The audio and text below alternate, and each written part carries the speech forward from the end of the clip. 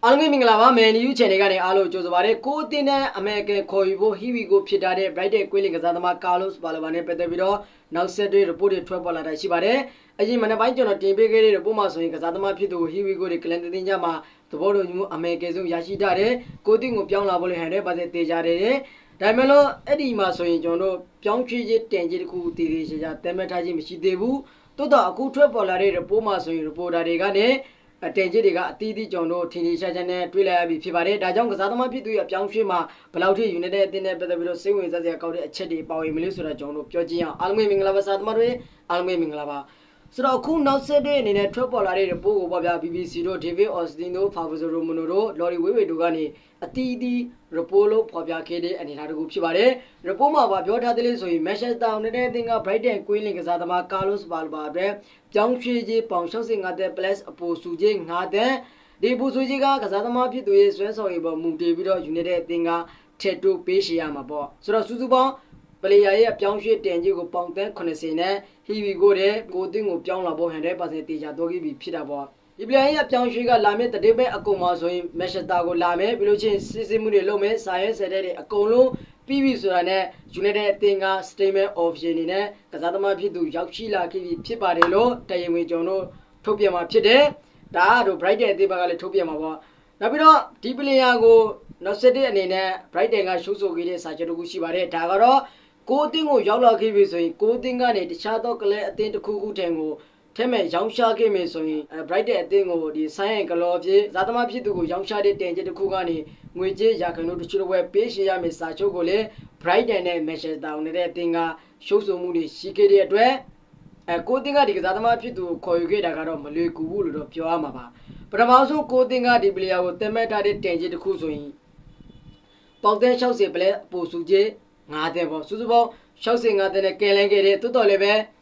Brighton ကဇင်းနေတယ်လို့ယူဆတဲ့အတွက်ထက်မှန်ပြီးတော့ United အသင်းနဲ့ဆွေးနွေးခဲ့တယ်ဆွေးနွေးတဲ့ရလက်ကတော့အခုဆိုရင်ပေါင်သက်80နဲ့လုံးဝ100%တေချာတော့ခဲ့ပြီပေါ့ဆိုတော့ United အသင်းကနေဘာလဲပါကိုကြိုးစားပါတယ်ကိုအသင်းအနေနဲ့အခုဆိုရင်ဒီကစားသမားပြောင်းရွှေ့ရသည်မှာကွင်းလင်ကို3ယောက်အဖြစ်ခေါ်ယူထားတယ်ပထမတစ်ယောက်က Ederson တို့ Chelsea အသင်းကနေကျွန်တော်ပေါင်သက်50နဲ့ခေါ်ယူခဲ့တယ်ဒုတိယတစ်ယောက်ကတော့ Aston Villa အသင်းရဲ့ Yuri Tielemans 35တဲ့အခု Brighton ကွင်းလင်ကစားသမား Carlos Balba ရဲ့ပြောင်းရွှေ့ရေးတန်း80နဲ့ခေါ်ယူပြီးပြီဆိုတော့ဒီကစားသမားပြောင်းရွှေ့ရသည်မှာ30ခေတဲ့ငွေကြေးကပေါင်153တန်းခန့်ထိချိလာခဲ့ပြီဖြစ်ပါတယ်ဒါကနေပါသေးတယ်တခြားကလပ်အသင်းတွေဆိုရင်ပြောင်းရွှေ့ခြင်းတွေတန်း200တန်း300ထိသုံးထားတဲ့အခြေအနေမှာကိုအသင်းကဒါလောက်သုံးနေတာကတော့အဆင်မပြေသေးဘူးနောက်ထပ်ကျွန်တော်ခေါ်ရမယ့်နေရာတွေရှိပါတယ်ဘေးနောက်ခံတူခေါ်ရမယ်ပြီးလို့ရှိရင်တိုက်စစ်ဘိုင်းကိုတူခေါ်ရမယ်ကျွန်တော်တို့အဲ့ဒီတိုက်စစ်ဘိုင်းနဲ့ဘေးနောက်ခံကိုသုံးမိငွေကြေးကဘယ်လောက်ရှိမလဲအခုပါလေပါအတွက်ကျွန်တော်သုံးတော့ခဲ့တဲ့ငွေကြေးဆိုရင်80တိရှိပါတယ်ဘေးနောက်ခံအတွက်ခေါ်ယူမယ်ဆိုရင်အဲ့လောက်ထိတော့မသုံးတော့ဘူးအများဆုံးသုံးနိုင်45တန်းဒါကဘေးနောက်ခံအတွက်တိုက်စစ်ဘိုင်းကိုသုံးမယ်ဆိုရင်ကျွန်တော်တို့65တန်းလောက်ထိပဲသုံးမယ်လို့ယူဆထားတယ်ဒါမှမဟုတ်လို့ရှိရင်ခုခေါ်ခဲ့တဲ့ကစားသမားတွေနဲ့ဒီအပြောင်းရွှေ့ရသည်ကိုပြီးဆုံးမယ်ဆိုရင်လည်းပြောလို့မရဘူးဘလို့ပဲအပြောင်းရွှေ့မှာ United အသင်းကနှေးကွေးနေပါစေအခုခေါ်ခဲ့တဲ့ကစားသမား United အသင်းလိုချင်လာပါရေးဆိုတဲ့ဘာလဲပါကတော့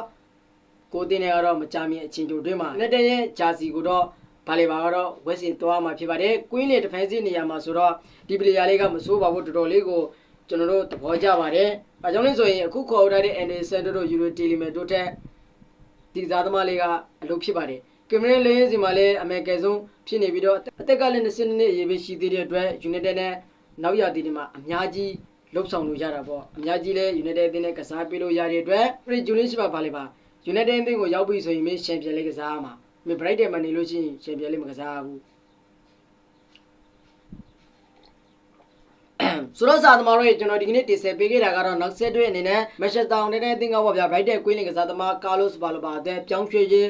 ပေါင်65တန်း plus အပိုစုချင်း5တန်းစုစုပေါင်းတန်း80နဲ့ကလန်တင်ကြမှာသဘောတူညီမှုရရှိပြီးတော့ဒီကိုတွေအမေရိကန်ဖြစ်တော့တယ်မကြမီရပိုင်းတိုးတွေမှာဆိုရင်ကစားသမားဖြစ်သူကိုစစ်စစ်မှုတွေစာရွက်စာတမ်းတွေကိစ္စအလုံးစုံပြီးပြီဆိုတာနဲ့အသင်းဘက်ကတရင်ဝင်ကြီးညာလာတော့မှာဖြစ်ပါတယ်ဒီသတင်းကို BBC တို့ David Austin တို့ Fabrizio Romano တို့ Lori Wewe တို့ကနေဖော်ပြလာတဲ့ report ကိုဆွေးနွေးတော့ကြတာဖြစ်ပါတယ်အဲ့တော့ဒီကစားသမားဖြစ်သူနဲ့ပတ်သက်ပြီးညီကိုတို့ဘယ်လိုမြင်ကြလဲဒီပလေယာဝင်ညီကိုတို့ကသဘောကျလားတင်ကျစ်တစ်ခုကဈေးများလားဒါမှမဟုတ်လို့ရှိရင်ဈေးအသင်းတင်လားဆိုတာcomment လေးမှာထုံးစံအတိုင်းဝင်ရောက်ဆွေးနွေးညီကိုတော်လို့ရပါတယ်